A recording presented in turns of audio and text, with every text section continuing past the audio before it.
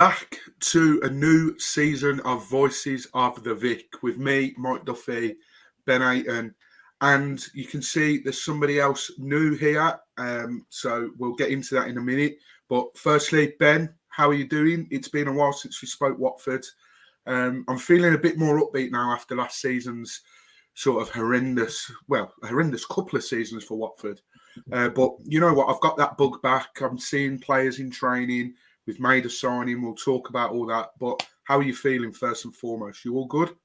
Yeah, all good, thank you, mate. Looking forward to the new season. I keep telling myself it can't be worse than last season, but then it was even worse than the previous season in the Premier League. So who knows what Watford can deliver?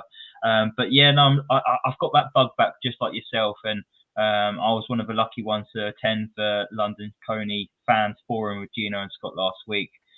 Which was an eye opener for me, and yeah, I really enjoyed it. Great experience to actually get in amongst the chairman and the owner of the football club, and actually be at London Coney training ground as well. You see so many photos of it and videos, and to actually be there in person was it was unbelievable. So I'm very thankful to be given the invitation to go along to that. But yeah, same as you, looking forward to the new season. The players we've been linked with is encouraging.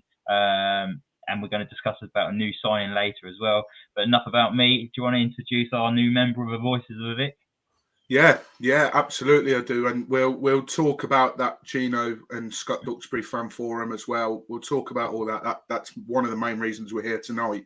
But yeah, as I said, it's not just me and Ben tonight. You can see Cam. We are joined by Cameron, who is one of 3 new members to Voices of the Vic. So you may or may not have seen, we popped the tweet out a couple of weeks ago, or might even been a couple of months ago now.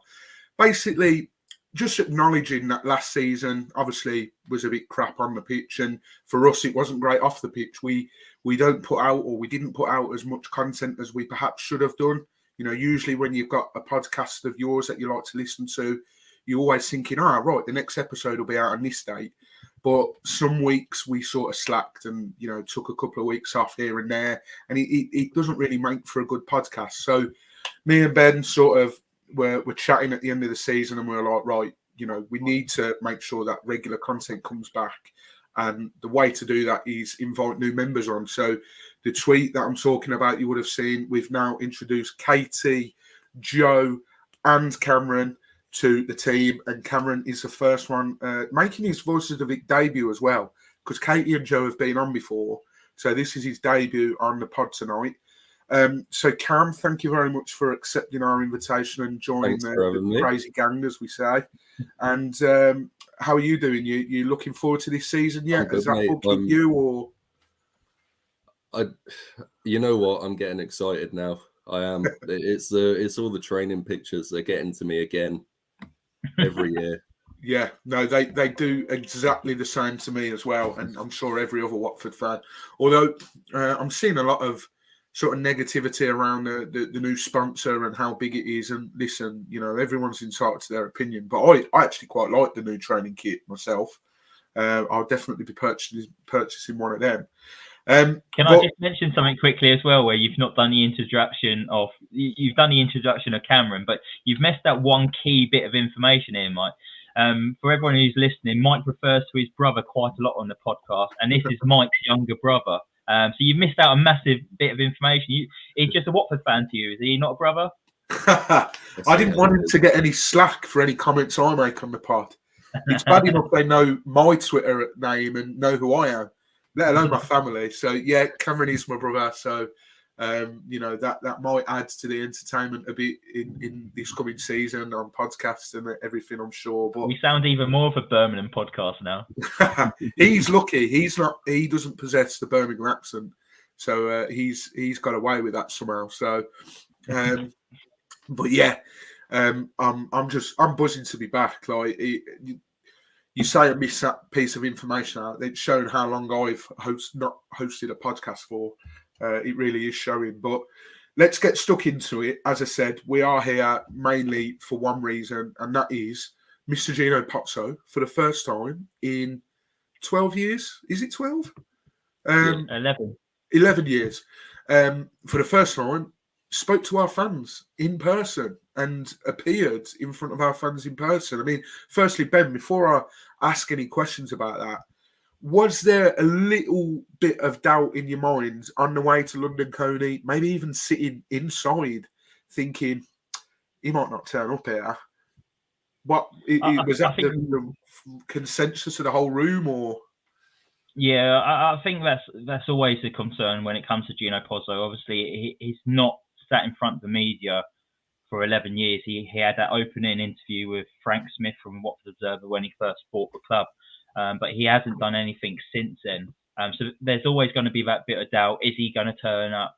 But as soon as I arrived, I could see him in another room where there was glass doors. You could see he was in there with Ben Manga, Cristiano Gioretta, and Scott Duxbury. So they was pacing up and down in there. I've got to admit, they did look a little bit nervous because it must be intimidating for them, knowing the backlash that they received towards the end of the season, especially the protests we've seen inside Vicarage Road as well. And then when the door was opened, and Gino Pozzo came out with a bit of a stubble as well. He looked like a bit of a broken man. He normally is quite a clean-shaven gentleman, but there was a bit of a stubble on him. And, maybe he's had sleepless nights leading up to the fans forum. Who knows? Or maybe he got wind of that fake protest that was organised outside London Coney training ground as well. But yeah, at the start they looked a little bit nervy. Yeah, I bet, as you say, he even said, so I've heard, he even said that, he doesn't really like speaking to the media and it must be nerve-wracking for him. But at the end of the day, part and parcel of owning a football club, it literally has to be done.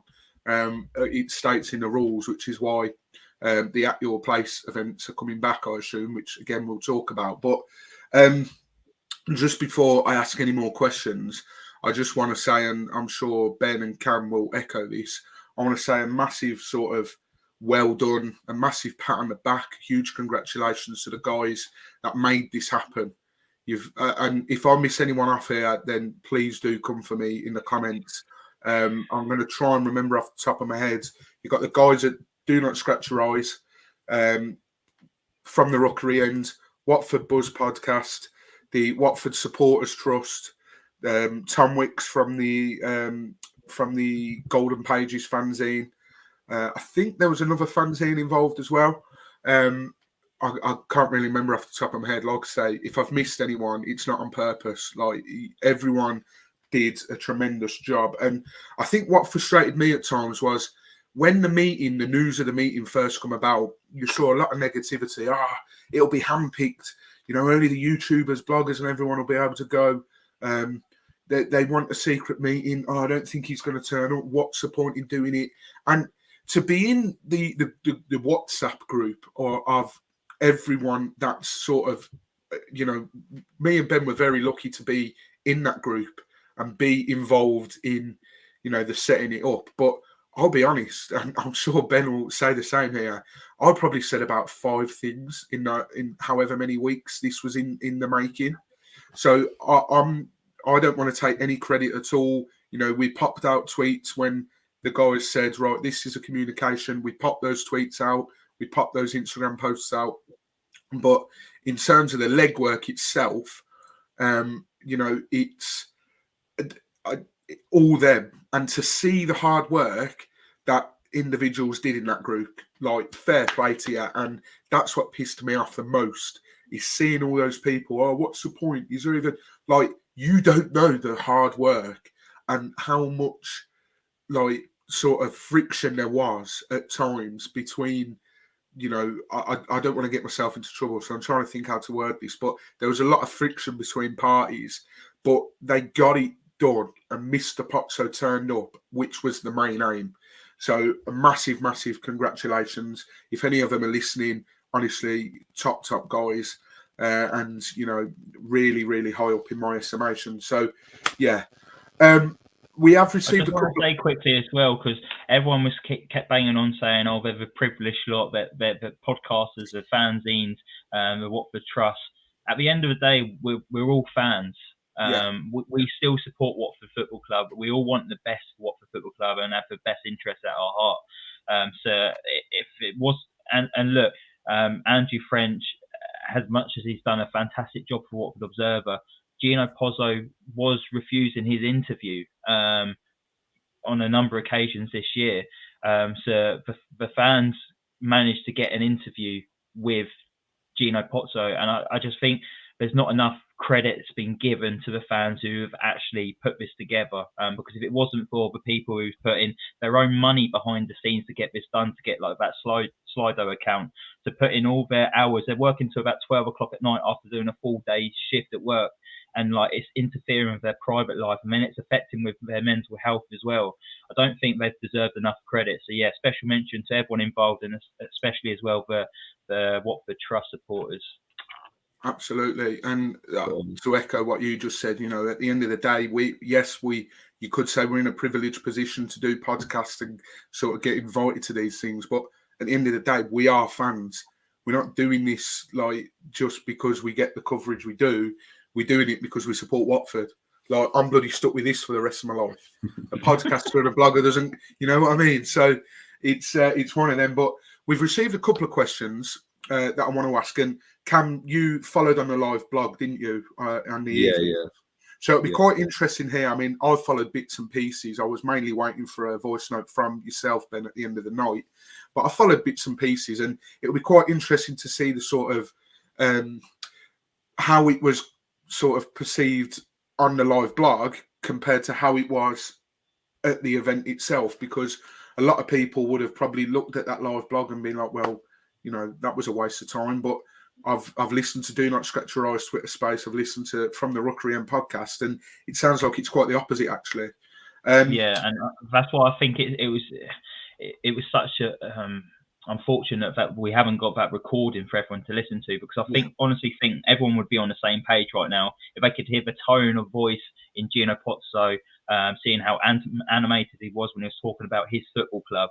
I think that would come across in the audio, and unfortunately we didn't have that. We just had a live blog, and like at least fans did get to see their live blog. But I think if it was a recorded interview put out for everyone, you can hear everything, and you can hear it in their voices how much they care for the football club. So yeah, it will be interesting to see how my opinion to Cameron's difference. Yeah, absolutely. Just want to say as well, Matthew Wilson, who's popped that question in, we will get around to that, believe me. We're just going to talk a little bit about the fan, the Pozzo fan forum. We've received a couple of questions from a couple of followers of ours. The first one's coming from George White, and Ben, I'll ask you first, seeing as though you were there. What's your take on how well it went? I sort of just asked that in a roundabout way just a minute ago, but did you come away thinking it was worth it, and it was I don't want to use the word of success, because a lot of people have got a lot of views on things not changing and the same old, but did you come away feeling a little bit sort of clearer on what's going on at the club at the moment? Yeah, I wouldn't say it was a success, but I get the understanding that it's obvious. I feel like there's a clearer picture now from hearing from what Scott and Gino said and seeing their body language and tone of voice. I do feel like their message is clearer now. Okay, a lot of the questions that was thrown to Gino and Scott, sometimes people on the floor was asking about 3 questions, and they was maybe answering one question, the easiest one, and kind of ignoring the other 2. So I kind of wish the people on the floor was only asking that one question, so we could have actually got our teeth into that a little bit more. But Gino and Scott, they didn't want to talk about the past too much. They wanted to talk about what we're doing for the future. They're saying what's in the past is in the past. We're looking to the future now and what we're building forward. So I actually, my tweets on Twitter within the last few months, I have changed my mind and went into Gino out. I was fed up towards the end of the season about how he was running our football club. I was embarrassed to be a Watford fan. The players down in Tull, the whole recruitment, the whole hiring and firing of managers. I was just sick to the back teeth of it. But after going to a meeting yesterday, I sent, not yesterday, last Thursday, I sent you a voice note afterwards. and I popped it into the group chat with all the other lads that we helped to organise the event with. I say helped, we did nothing apart from putting a few memes now and again. But I actually felt a bit more positive from actually what I heard. Scott and Gino were reiterating that there's only there's £29 million worth of debt at the club. By June 2024, that debt will be cleared. Obviously, there's debt to Gino Pozzo, but he's saying that he would not put in to have that money back. If that money was to be repaid to Gino Pozzo, it would be when he would leave the football club. If an offer comes in for him to leave the football club, and then he'll take the money back. He's not going to put in a receipt saying you owe me X amount, which I felt a little bit more relaxed about. But obviously, they weren't including transfer fees that we owe to other football clubs as well. But I imagine there's instalment plans for all of that, isn't there? And they talked about how they've got the running costs of the club down by getting all the higher people off the wages. So they've all moved on. The only high wages we've pretty much got left at the club is Ismail Assar and Scott Duxbury. When talking about players at the club and how the only players that will be coming back on Monday, which we've just had, is players that actually want to be at the football club. And he said, put aside Ismail Assar. So he's basically saying he doesn't really want to come back to Watford. He doesn't love the football club. Valérien only wants the players that wants to be at the football club. And this year, everyone's going to be coming in wanting to play for Watford. And he actually said this will be the first time that people will be coming back to the training ground all wanting to play for Watford. Because he even mentioned a couple of years back where they had that little gang of players they put into the stands.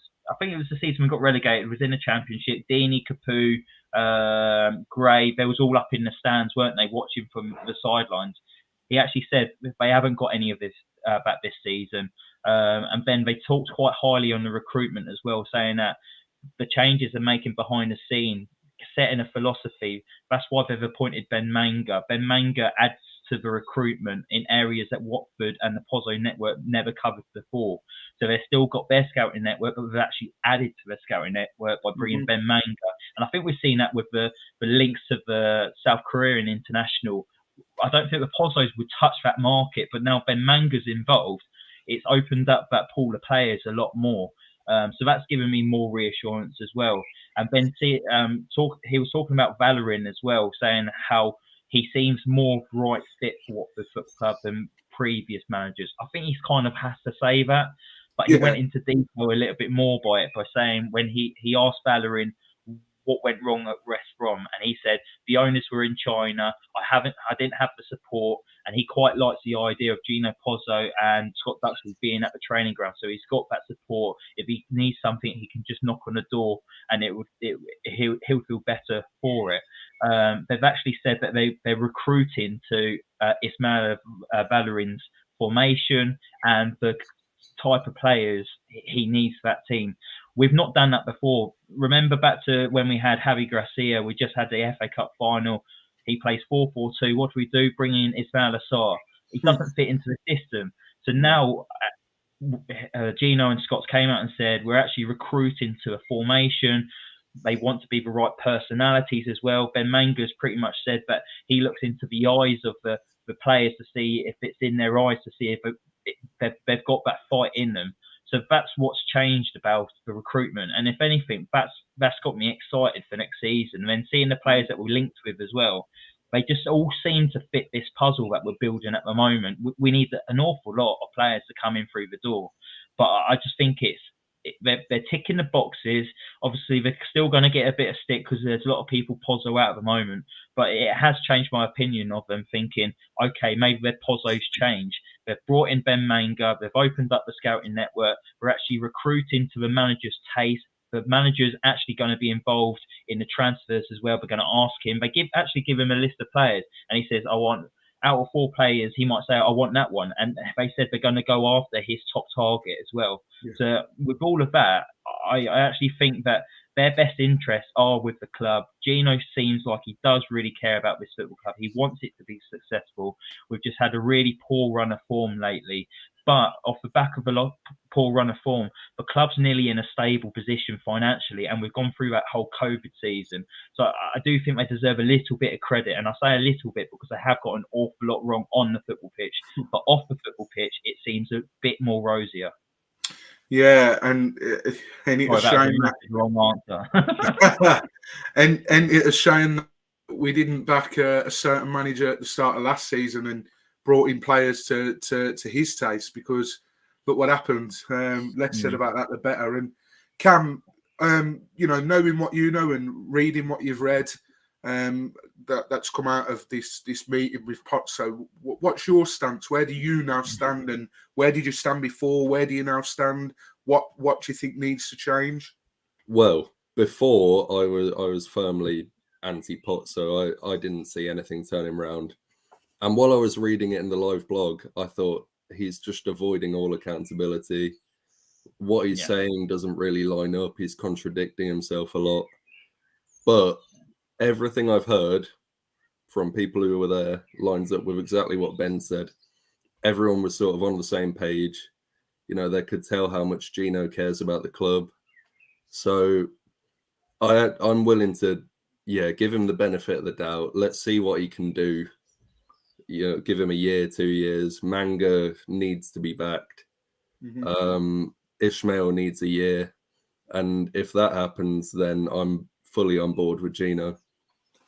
And Ben, did you get that sense of, because I saw one of the questions that was asked by someone that was there, obviously Rob Edwards lasted, 10, 11 games? I think someone said, what happens if, Ishmael does similar to Rob in those 10, 11 games? Are they going to sack him? Do you get that feeling that they're not going to change their stance on the hire and fire? Because I think I saw Gino basically saying that, well, the approach might not be popular, but it works. And I've said on a few podcasts, not just this one, that probably up until bringing Kiko Sanchez-Flores back, I would agree with that statement. But since then, no, I wouldn't. Do you get the stance they're still going to hire and fire stupid amount of times, or is that going to change a bit? The question actually came from a good friend of the podcast, John Parslow. I was sat on the same row as him. I was actually sat to Katie was to the right of me, the new member of Voices of the Vic, and to the left of me was both of your guys' dads. And then John Parslow was sat next to your dad, Mike. So he actually asked a tough question. But I think he said, what would you do if Ismail only had like 12 points out of the first 10 games or something like that? So Gino stood up and he said, look, I've got the best interest at the football club. He says, I see things that go on behind the scenes. And he was kind of going into details of what's happened before in past sackings. He basically says he's here every single day of the week. He can see what's happening in training. He can see when training levels are dropped. He can hear things behind the scenes as well from the players. So that's why he's probably made decisions behind the doors. But I think Gino took no accountability, and that's my only qualm about the evening. But they took no accountability. And I don't get the impression that he would change his ways. I think if we're in a situation where we're 11th in the table after maybe 10, 15 games, I do think that he's going to pull that trigger again. He kind of went into giving details of, I have a best interest of Watford Football Club at my heart. If I see the team struggling, things aren't fitting together behind the scenes, I'm going to make that change and hope that I've got a reaction out of it to project us up the table. That's just failed in the last 2-3 seasons where we've gone through 6-9 managers. But he solely believes that could work in his favour. But obviously he doesn't want to make those changes. He wants it to work from the off. And he's trying to find this manager that moulds into his system of how he wants everything to work behind the scenes. And I don't think he's got that from Rob Edwards in the summer, and I think that's why he went behind. Maybe Rob Edwards was a bit too cuddly with all the players and pally, where he needs someone to have that, but also be a bit stricter. And maybe that's what Valérien Ismail might bring to Watford. So yes and no. I don't think that he is going to change his ways, but he believes that he would make a change if things are going on a downward trajectory, because he's got to try and make Watford go up the other end of the table. Yeah, and I think that contradictory sort of questioning, or being contradictory in the with the answers, comes from, I think, Troy said in that podcast he did with the Filthy Fellas, which I'm sure will I know definitely got a mention, but he said, you know, that someone's watching training all the time, and then I think the question was asked, and then Pozzo turned around and said, well, you know, we don't watch training all the time, but then they in another answer they basically said, well, you know, we see what's going on a day-to-day basis, and I sort of understand that, and I think it is difficult to look at it from the outside looking in when you're that frustrated that your team keeps sacking managers, and every time something like that, you know, any sort of joke you hear, and it's boring as hell. So it is frustrating, but I can sort of understand and get where they're coming from.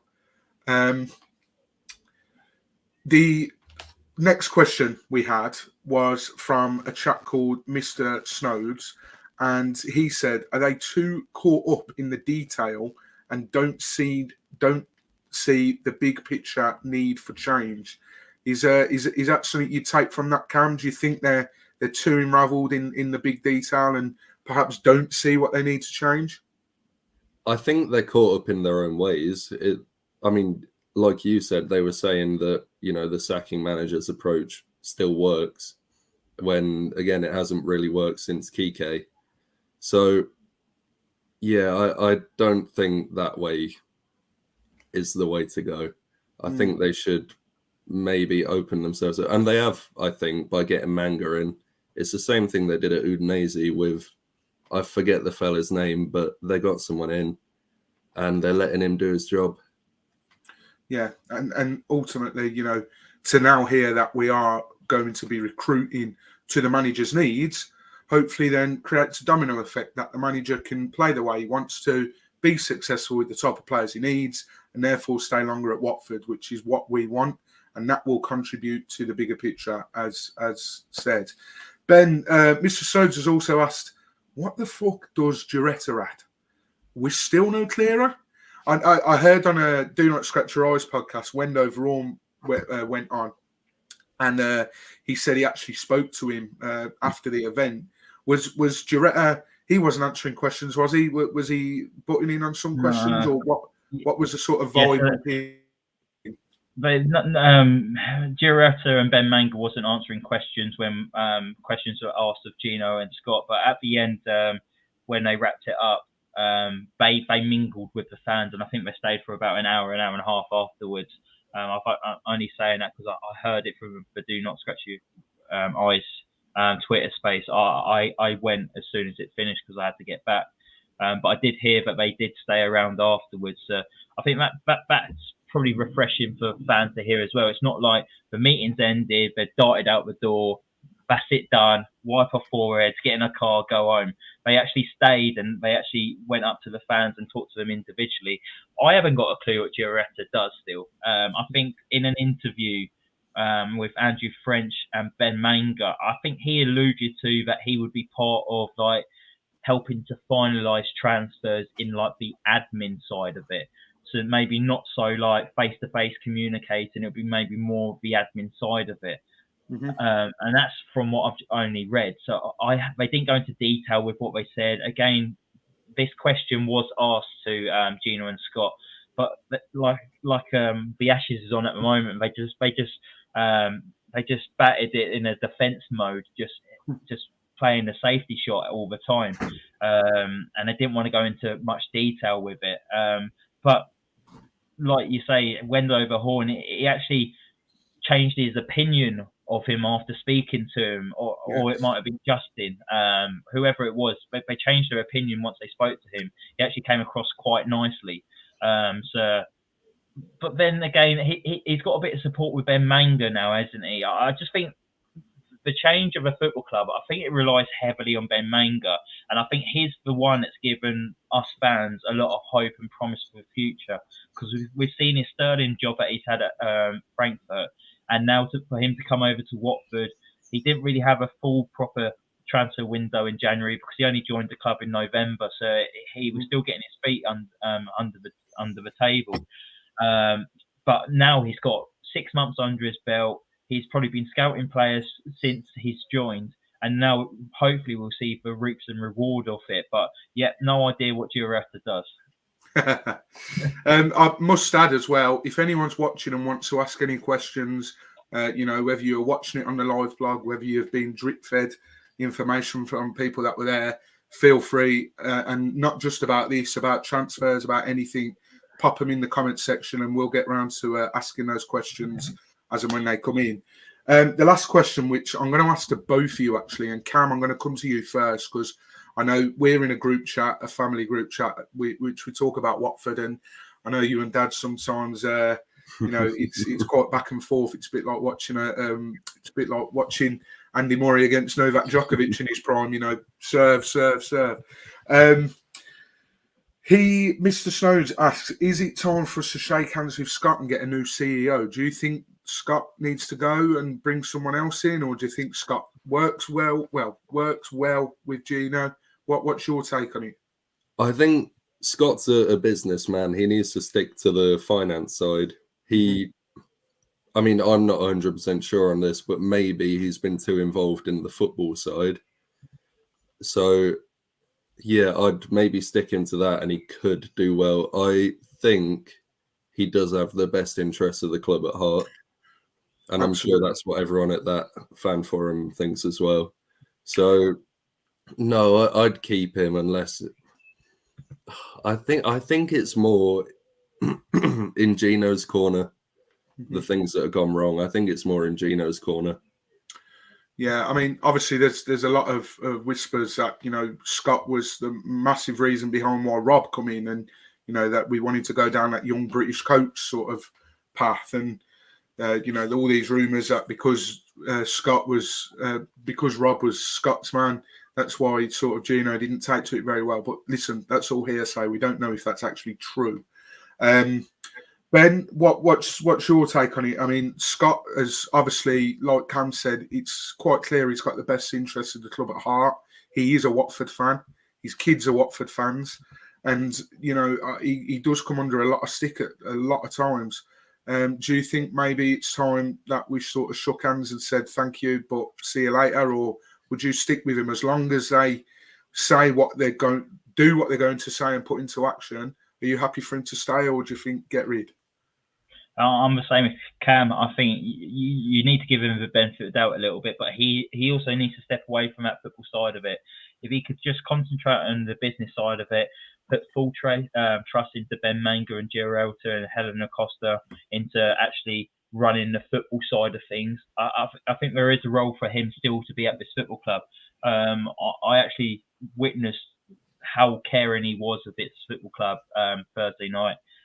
There was two ladies talking to Gino and Scott and asking questions about how toxic it is with a football club, and they was talking about away day experiences, and you could see they was getting quite upset about it.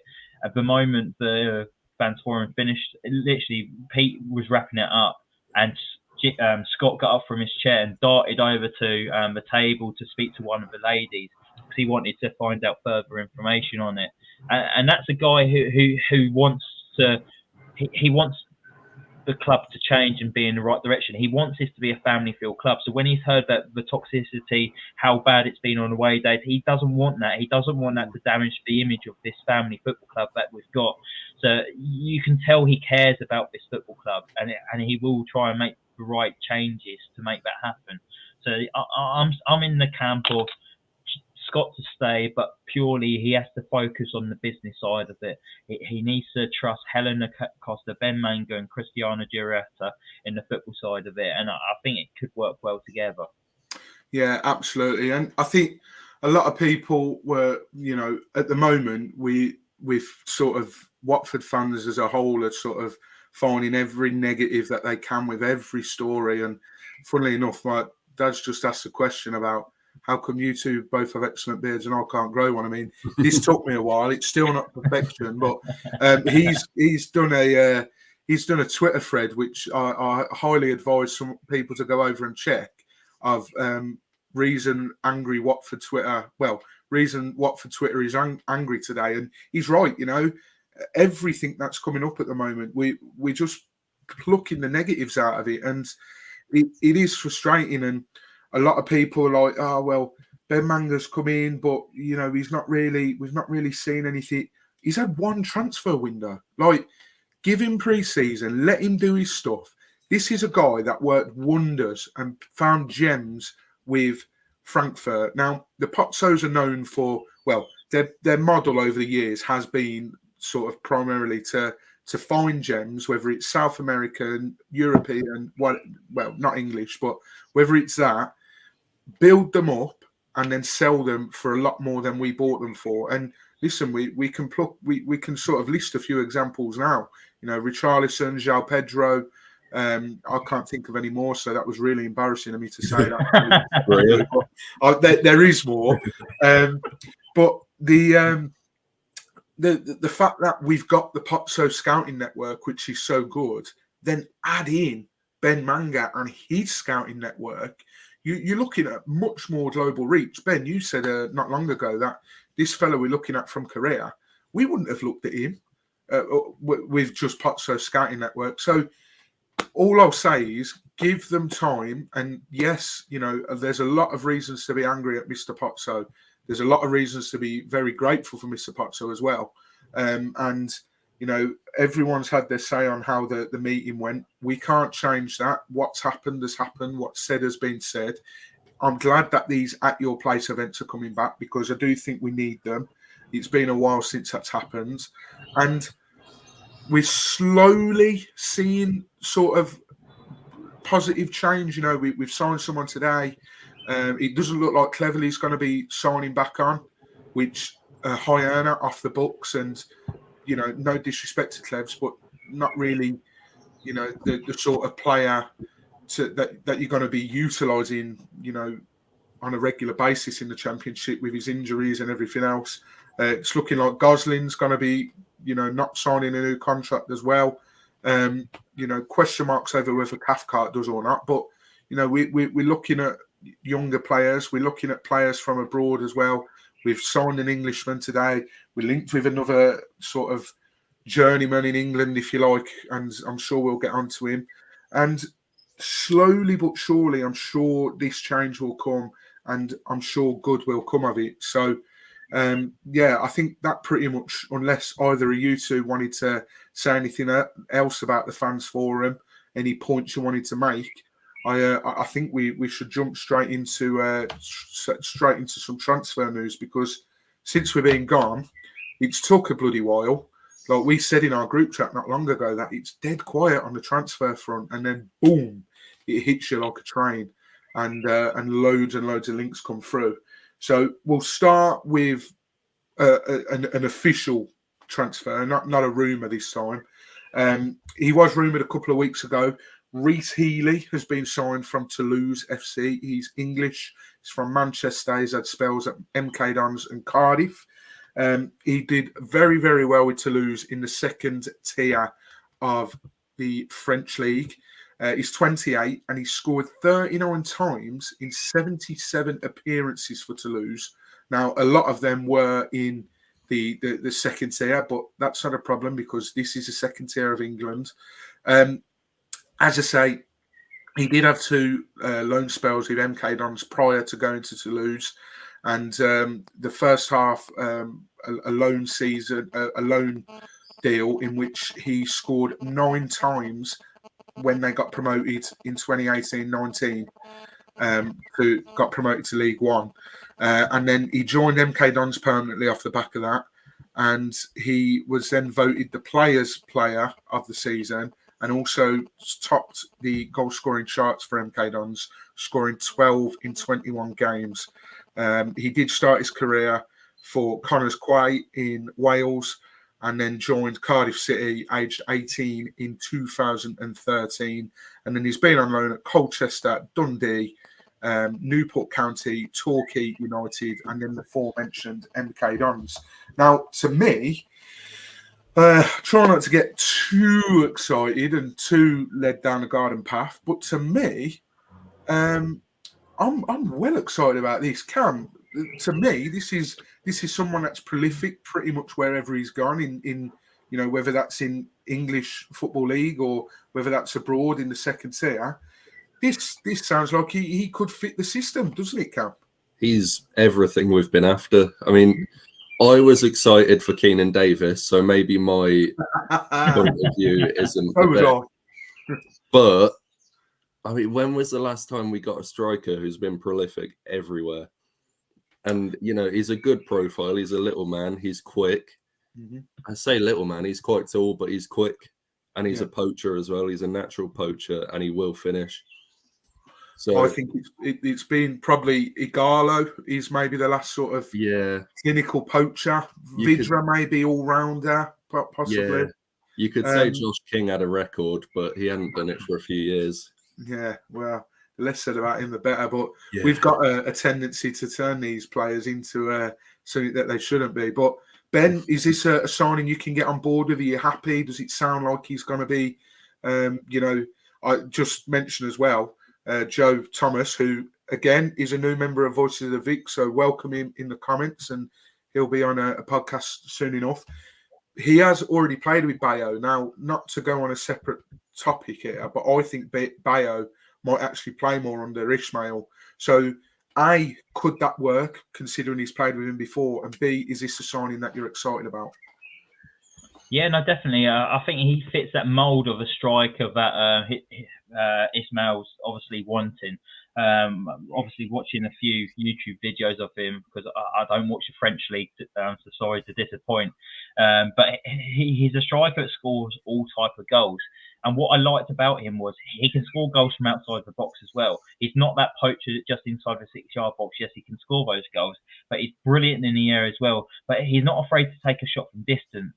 And I think that's what we need in this side as well. And you just look at his record, and I'm not sure if you can make out on the split screen that I've done, but in 77 appearances, Toulouse, he's got 39 goals. For MK Dons, in 42 appearances, he scored 21 goals.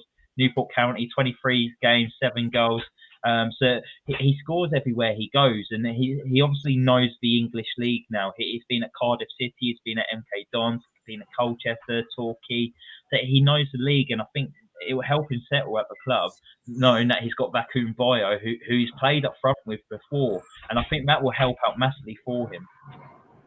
Absolutely, and I think what I get excited about, and this has happened before and it's turned out rubbish, but what I get excited about is the fact that whenever you announce a signing, so second tier podcast, and like put that Watford had signed this guy, and I thought I'll look through the replies, see what it says. There was one reply from a Bristol City fan saying he was absolutely tosh at Cardiff, can't believe he's got this move, but I'll put that down to the fact that Bristol City and Cardiff hate each other, and he probably ripped them a new one, and he's probably still sore about it all these years later. But I also saw another handful of comments saying, can't believe they've got this over the line, like, watch this space, this is one of the best transfers, can't believe he's going to Watford, he's going to rip it up. So that does excite me, really, really does. And hopefully, I watched a bit of the interview that he's done with the club tonight, and he said, I might be small, but I'm feisty, and this is what we want. We want players that have got it in them, that, can take the game by the scruff of the neck. A bit like Porteous. We mentioned tonight on the Twitter account that Porteous has obviously only just played for Scotland yesterday, and both games he played for Scotland, they didn't concede. So I think, if my memory serves me correct, that's 4 games and 4 wins for Scotland for Porteous. And again, correct me if I'm wrong, I don't believe they conceded a goal whilst Porteous has played for Scotland. He's just finished international break. He's cut a break short and just joining straight to Watford tomorrow, pre-season training. I assume it's either tomorrow or what. 1 goal they've conceded in 5, Porteous has, so that's incredible. So players that are hungry, players that want to be there, players that fight, a bit of determination. And we need that, and I'm just glad that we've got a player like this over the line, and I really cannot wait to see him in that Watford shirt. And it seems like he's got an iconic celebration. I think he does that. I don't know what it means, but I'm hoping to see many. Well, hasn't he? Healy's on fire. Exactly. Get the Vic going. Yeah, get that going. Away games. I can't wait, and hopefully we see that many times, and we sing that song many times as well. You know what Now- I've missed lately is that connection between fans and the players. And I think with Healey coming, it brings that connection a little bit as well, because obviously there's a song that everyone will sing to him as well, and it will bring that back and that connection as well. And it's a banging tune as well, isn't it? Let's be honest. So yeah, I'm really looking forward to seeing him rip up the Championship, and we'll piss the league again, get that boat out, set sail, we're going to win the league. Crikey. That's going to get screen recorded by someone and played back to us when we've just been relegated by Rotherham United at home on the last game of the season. No, hopefully not. Hopefully not. But yeah, from one signing to another, this one's rumoured. The next man, and he really does split opinions. He's no other than Mr. Tom Ince. He's got a 50 grand release clause. Reading have been relegated to League One, and he's available. He's 31 years old, and apparently, according to the Athletic, Adam Leventhal, we've offered him, we're in talks to offer him a 3-year deal. Now, I think from what I can gather, most people's grumble is with the fact that it's a 3-year deal. Obviously, there's some people that aren't happy with signing Tom Ince, but the ones that are like, okay, Tom Ince, that's fine, I can get on board with that, but does it have to be 3-year deal? Now, to me, I'm going to sit well and truly on the fence. I'm going to get splinters in my arse big time because I'm going to sit on this fence. But I think I'm happy with that. Look, we're not. Sounds like we're not going to be re-signing or giving Clevs a new contract or Gosling. You always need that. I personally think it always helps to have that someone in your squad who knows the league inside out. Tom Ince is perfect for that. Yes, he might be a bit of an odd, but I don't want to say too much on him, because if we ever get offered the chance to interview him and they look back on this podcast, it's not going to look great for me, is it? So he's obviously a bit of a wind-up, let's say, and, he's a master at that. But he knows the league, and people say that his attitude at Reading, not very well, and, wasn't very well received at Reading, but he was still by far their sort of top provider, their top goal scorer, I think he was, top assists. Could be wrong on that. Cam, knowing what you know about Tom, and obviously we've played, we've come up against Tom so many times in his career, and so many times he's one of those that loves playing against Watford. Is this something you can get on board with, or do you wish we sort of steered clear of it? I'm going to come join you on that fence, because he's got the momentum, he's got the talent, and say what you want about his attitude, apparently he's a grafter. He works very hard. So I can get on board with that. Yeah. What I can't get on board with is a 3-year deal. I mean, it was during the forum that they said maybe they're guilty of giving too long a contract to older players. However, you are right about Cleverly and Gosling leaving. We do need some experience in there. Yeah, absolutely. And Ben, like I just said, every time we come up against a team that Tom Ince plays for, we've had it on this podcast where we've said the danger man is going to be Tom Ince. We've said it to Reading podcasts and, other people as well. Is this something you can get on board with? Are you excited, or do you wish we sort of stayed away? No, I feel a little bit different than you two. I did a voice note in our WhatsApp group the other day when the news broke, because I was working. I didn't see the news come on Twitter. I only saw conversations backwards and forwards between everyone in there.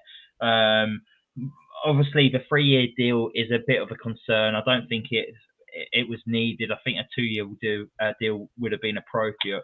I think for a 50k release clause, I don't think you can go wrong for a homegrown player. He scored 9 goals in the Championship last year, recorded 4 assists. He's difficult to come up against, and when we've watched him play against Watford, he always turns up and he always scores. And like Cam says, he's a bit of a grafter. He would run his socks up, and that fits into the style of what Vladimir Ismail's looking for next season. So I actually think he'll be a good addition to the team, whether that's going to be starting 11 or coming off the bench. If he comes off the bench, he's going to be a fantastic impact player. Because Vladimir Ismail, he likes to make changes after that 60-minute mark, doesn't he? So I think that's going to be massive for us this season with the size of our squad and everyone getting their opportunity and they need to hit the floor running. I've heard that he is a bit of a bad egg, but I've not really seen it before other than at Reading this year. But is that because of the situation Reading found himself in? Is that why his attitude was highlighted last season because it was such a bad season?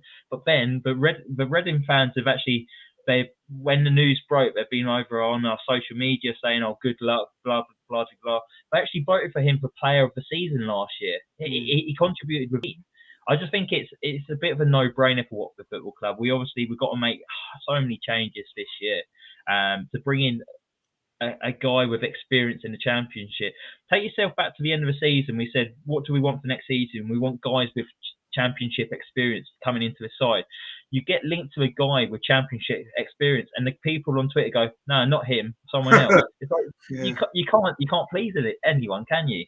So I actually think they're ticking the right boxes again. They're recruiting for what Valerie Ismail's looking for. I actually think it's a shrewd signing. I think 50k for Tom Ince, who's provided in the Championship for not just last season, years in the Championship for Blackpool, for Derby, for Stoke, and now Reading. I think it's a really good bit of business for Watford. Yeah, and you know, we talk about his attitude, and to play devil's advocate a bit, could a little bit of it be he does like to work hard, he wants to win, and the fact that Reading had such a disastrous season last season, could he have just been, you know, pissed off that things weren't going better? And you can't ever argue at a player that wants to win. You know, you see it at all levels. You know, I've seen it managing Saturday League. I've seen it playing at Power League. I've seen it on a professional football pitch. You always get those players that no matter what significance a game is, if they've just lost, you know, all hell breaks loose. So could that be the case? I mean, Cam, you obviously know a couple of Reading fans. Have they said anything to you about Tom Ince's attitude, or what have they said? I haven't actually spoke to many Reading fans about Ince, but all I've heard is that he's a hard worker. They didn't go into too much detail about the attitude. And I just say, if he was maybe 3-4 years younger, he might be one of the hotter properties in the Championship at that price. 100%. And I think there's a reason perhaps he is the price that he is, but I think some of that's probably got to do with the fact that Reading have just been relegated, and I think they're a little bit sort of in the mud a little bit before. So now they've been relegated to League One, I'd imagine they need to have sort of a fire sale. It is a release clause, I believe. Yeah. So, yeah, you know, always plays well against us, whether it's being at Vicarage Road, that sort of spurs him on. Hopefully we can use that to our advantage and watch his space to see if it gets over the line, but definitely an interesting one. Another thing quickly, just before we wrap up on Tom Ince, I just think he adds a lot of different things to Watford. He's another guy who will score from distance, he'll score from set pieces, he'll be brilliant from taking corners as well, and he's a bit of a bastard of a player as well. And let's be honest, we've never found it easy coming up against Tom Ince. So we kind of need those players in our side. We've already got Ryan Porteous. I'm not saying he's on the same level with shithousery, but fans take a dislike to Tom Ince whenever we come up against them. And I think that could maybe work in our favour. Absolutely. And we do need it. Look, we were just saying it about Healey a minute ago. We need people that have got that little bit of bite. You know, Deeney you always wound up the away fans. And we used it to our advantage at times. So to have someone like Tom Ince come in, I think, you know, can be good, but we've got to use him in the right way. I personally think. The next man who's been linked with us, some of you may have sort of heard of him. He was in Valerie Ismail's Barnsley team that reached the playoffs. That man being Callum Styles. He's a Hungarian international. He was born in English, but I think his grandmother or his aunt is Hungarian, so he qualifies to play for Hungary through that. He's from Barnsley, and they just missed out on promotion to the Championship, so maybe we'll get him at a sort of a cut price. He spent the last season on loan at Millwall, where he made 22 appearances, and he's been capped 10 times by Hungary at international level. Now, to me, I believe he's a wing back. I think he's primarily where he's deployed. To me, I'm really, really excited about this. You know, you watched Ishmael's Barnsley, and I kid you not, I still remember sitting down and doing that podcast in the lockdown season where they beat us 1-0. Alex Mowat scored that bastard of a shot, who I'm convinced we'll probably be linked with him in the next couple of days as well. But, you know, they really pressed us, and I was so impressed with how energetic, how much of a high press is deployed by Ishmael's side. And Callum Styles was a key sort of cog to that turning element. So, Ben, you know, knowing what you know about Callum Styles, again, is this someone that we desperately need? We obviously bought in Ferreira from Benfica, but how many times have we sat here and discussed the fullback options that we've got at the club and sort of screaming out for more? So surely this is only good news, right? I think he's more of a central midfielder, but he can fill out at a fullback area, and that's where he played for Millwall last year. I think for the Barnsley side, he was mainly in that midfield area. Gino and Scott, they actually spoke really highly of Valerie Ishmael's Barnsley side. When they was talking about the appointment of Valerie Ishmael, they said like how decent Barnsley was that year. We got promoted out of the Championship. They said they want to be excited. They want to be fans going away being entertained, and they felt when they got promoted with Norwich that season in automatics, they also thought what other sides entertained us that season? Brentford and Barnsley, and Callum Styles was a massive part of that Barnsley side, and he's so young still as well. He's got a lot of experience under his belt. He's versatile. He can fill out over on the left wing back position. He can play in the centre midfield as well. And if he does end up playing in centre midfield area, like you talked earlier, Gosling, Cleverly, all out of contract, but all potentially not renewing their deal and coming back. So we need bodies in that area as well. And I just think he's going to be a very good signing. I don't think it's going to cost too much from Barnsley, because I think he's only got 2 years left on his deal there. And he's a Hungarian international as well. And as you quite liked it the other day, I think he'll be hungry for success. Yeah. You sent me a voice note to say about him signing, and then he dropped that dad joke in at the end, and yeah, terrible. Talking of terrible, me calling him a wing back. I'm just on his profile now on Transfer Market, and he's played 2 games in his whole career at left back.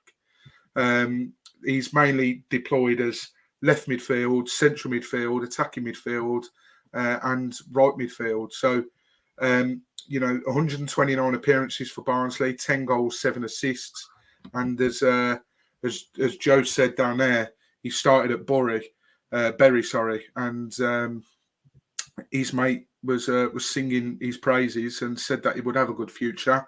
Cam, is this one that you're excited about? I know we just talked about Tom Ince and we're umming and ahhing about that, but like Healey, is this one that you hope we get over the line? Before I get into that, yes, I think Transfer Market have got that wrong, because I seem to remember him being an incredible left wing back under Valerian. So do I. Yeah, oh, really? I think he was a central player under Gerard Struber, who we're all familiar with. Yes. And then Ishmael moved him to left wing back, and he had a blinder of a season there. That's what I seem to remember. I knew I hadn't made it up. Thanks, Cam. I'm not sure. I'm not sure what Millwall have been doing with him, but yes, we need to sign him. I think he's 23, but he's got so much experience of English football. Obviously, key player in Ishmael's Barnsley team, and he'd help us transition as a team to that style of football. I think we need to make this move. Yeah, and again, it's just so nice to be sitting here and talking about buying players to suit the manager's need for once, because it's not happened. So the fact that he knows the club, and also an interesting stat which I've just found here, that in his whole career, Ishmael has given him the most minutes in football and it's by quite some time. He's given him 3,546 minutes of football. The next highest is Poya Asgarbi. No idea who that is, but he's given him 2,234. So Ishmael is, he knows Ishmael. It looks like that Poya guy was actually Barnsley manager before, but he obviously knows how Ishmael wants him to play. So we're sort of not on the back foot where he's coming in and he's having to learn how the manager wants him to play. He knows that it's his bread and butter. So this is one that I'm 100% hoping that comes to fruition and we can get it over the line and done and dusted. Because this was another joint one. Adam Leventhal at The Athletic reported that we're also in talks with Jeonbuk Hyundai Motors forward Cho Ju-sung. Now, he's represented South Korea 23 times at international level for the senior, and he was a part of the 2022 World Cup squad, and he scored twice against Ghana in the group stages. Now, I'm not going to sit here and pretend that I know every little bit about him, but I have seen Luon's tweeting someone asking him about him, and it sounds like this guy is very, very physical, very good aerially, and just gets himself about and can finish as well. So if we're going to be putting balls into the box, if that's what he wants Callum Styles to be doing, if he wants to deploy wing backs and we can get more balls into the box, this is a guy you want on the end of it, apparently, by the sounds of it. Cam, do you know much about him? Have you heard much about him, or is this one that gets you excited as well? Oh, I'm excited about it. He's a big man, so he'll complement Healey, but also Valerian Ishmael. He loves a big bastard up top. Yeah. Carlton Morris and Daryl DK are the big ones. He had them. They did well. I can't remember how well Morris did, but DK was a big part of Barnsley's season. So much so he got him at West Brom as well. So he could be our DK, I think. Yeah, and I think that is right to point out. This is why I said that I could see maybe Bayo playing a little bit more under Ishmael, because he does like that target man. He as Cam said, he had Carlton Morris, Daryl DK. He took him to West Brom. Carlton Morris played 25 times for Valerian Ishmael, scoring 7 times, assisting 3 times. He's obviously scored more for Rob in 4 more games, but it's still a decent return. So he knows what he wants from the strikers, and sometimes you've just got to be cutthroat and dry and straight to the point. I remember a story about Neil Warnock when he first went into Cardiff. They were in all sorts of trouble, and he come in, he got the defenders to one side. He was like, right, what position are you at, defender? What's your job? Make sure the ball don't go in, stop the ball from getting there. Okay, do that then. Sometimes you just need to really simplify it. And with target men, I don't care. I know a lot of people are on about how we might play, and I think Ishmael said himself it might be a little bit different to how things were at Barnsley. But at the end of the day, as long as it gets us results, I don't really care. So if we're whipping balls in, 9 times out of 10 for this big fucker, then I don't care. As long as he gets his head on it and it goes into the back of the net, that's all that matters at the end of the day. So I must say, on a whole, I am really excited about this. Is how they get you, isn't it? Only a couple of weeks ago, I was like, I'm thankful for the rest. I don't want to think about next season. I was, really annoyed at how the season had gone.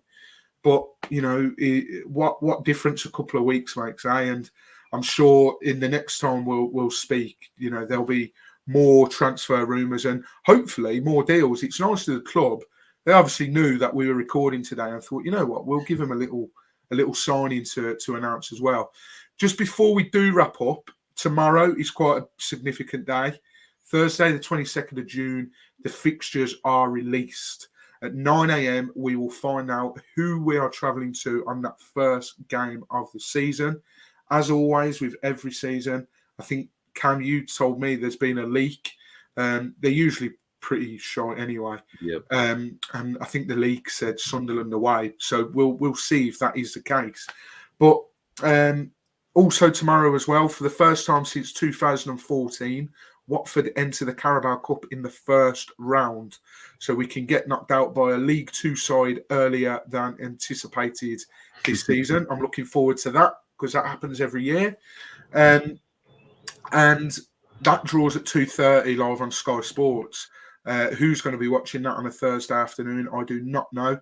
But at least they're not holding it in Morrison's like they did a couple of years ago with John Barnes.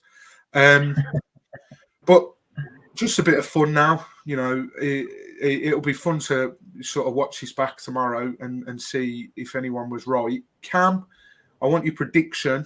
I want two things off you. I want your prediction of who you think will get first game of the season. And I want who you want on the first game of the season. And actually, I want the same again, but for the Carabao Cup. Right. Prediction. We're always at home on the opening day. It'll be something like, I'm going to say Rotherham at home.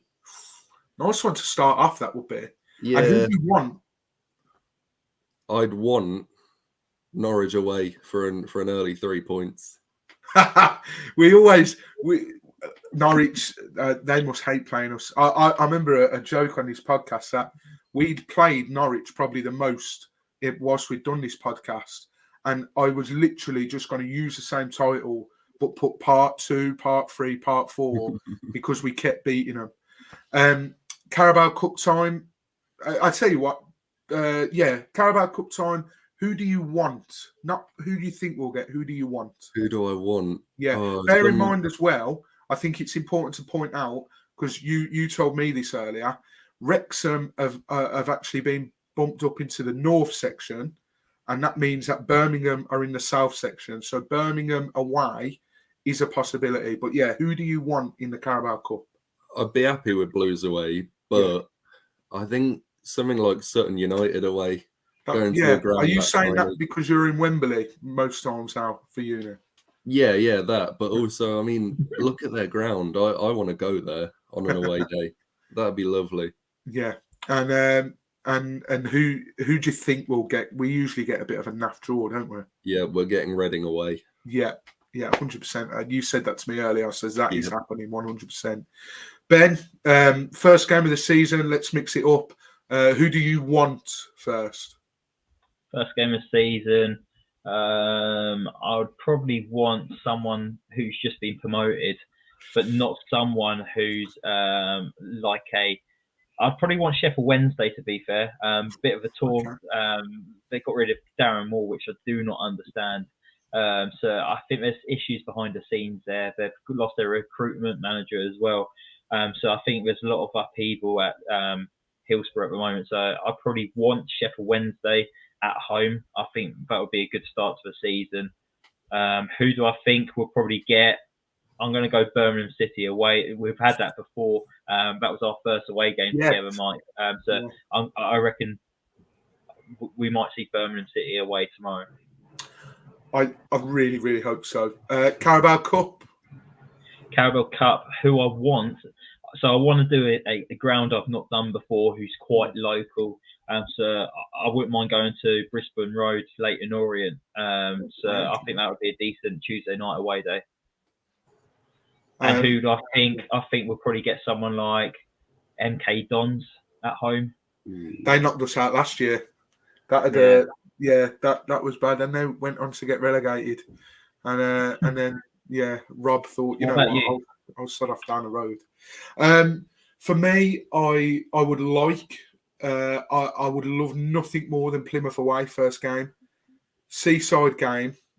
It's still going to be sunny, hopefully, August time. Who do I think we'll get? I think it could be something really boring, like, I don't know, let's say Cardiff at home. Carabao Cup, I wanted Wrexham, but then Cam told me that they were the reason that Birmingham south. I'm going to go Birmingham away because for me, that would be a nice local one. Unfortunately, it is north and south divided, so we don't get the pick of the bunch like we do in the FA Cup. But I do hope that we progress in the Carabao Cup for once. And I also hope that Lincoln do as well, because it'd be quite nice to watch Watford in Lincoln. Well, their first team. I've watched the youth team at Lincoln, but hopefully we both. Hopefully we both progress. And then who do I think we'll get? I'm going to go with Cam. I can just see Reading at home or away. The worst away day ever. It's such a boring Worst ground game. to go to, isn't it? It's just a bowl, no atmosphere. Yeah. There's nothing to it. The fans are pretty bad itself as well. It's just in the middle of nowhere. Yeah, dull day out, isn't it? Yeah. Absolutely. Well, we can watch these back tomorrow morning after 9, and then again after 2:30 if you're really bored, and see if anyone's right. But yeah, a little bit longer than we perhaps would have wanted for the first one back. But thank you for sticking with us, and this will be first of many podcasts. Me and Ben were talking earlier. We want to bring back the opposition fans on the podcast. We're going to be putting regular content out again, pre-game, post-game, midweek games, Saturday games, whether it's us three, whether it's, we've got people now in the wings that can come in. So if I'm not available, someone else can fill in. If Ben's not available, someone else can fill in, etc., etc. But yeah, we're looking forward to a good season, hopefully on the podcast. It'd be nice to replicate the lockdown season in terms of the successes on the pitch, and hopefully we'll be delivering at the end of the season another drunk podcast, because that was brilliant. Celebrating promotion, that would be great. And of course, the match day vlogs will be back next season as well. We hats off to Ben for thinking of that, and they really, really took off. And yeah, we're really looking forward to it. So thank you very much for tuning in tonight. Thank you very much if you've listened on your favourite podcast provider. Don't forget to hit the like button. Don't forget to hit subscribe and the notification button so that you're notified every time we upload or go live. And stay safe, and come on, you Horns.